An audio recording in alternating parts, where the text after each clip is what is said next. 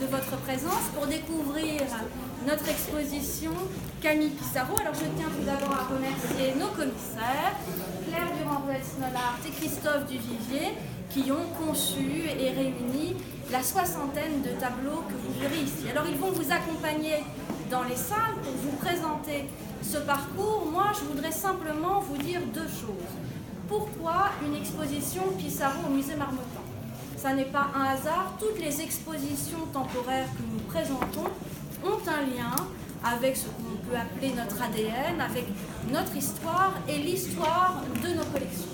Alors Pissarro au musée Marmottan, oui, parce que c'est un impressionniste, mais pas seulement.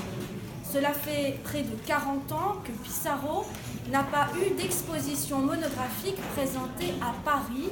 Et on peut dire qu'il est dans sa patrie d'adoption victime d'un certain déficit de visibilité.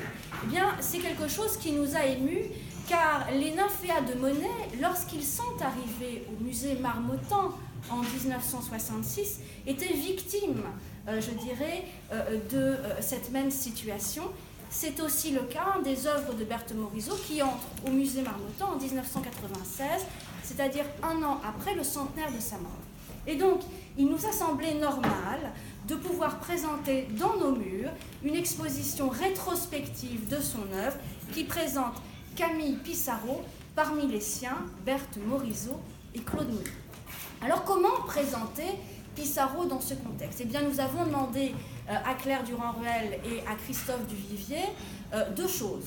D'une part, de réunir des chefs-d'œuvre, 60, qui permettent de montrer au public qui n'a pas eu la chance de voir ces œuvres depuis près de 40 ans, quelles sont les œuvres qui ont conquis ses collègues et qui ont fait qu'il a été appelé dès le début le premier des impressionnistes. C'est une citation de Cézanne.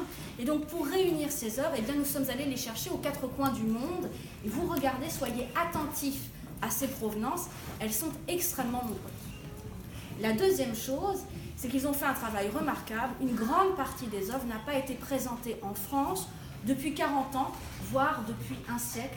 C'est donc un regard nouveau que nous vous présentons sur Pissarro et qui le révèle à la hauteur de celui qu'il est, l'égal de Monet et de Berthe Morisot. Alors je vous laisse dans les mains expertes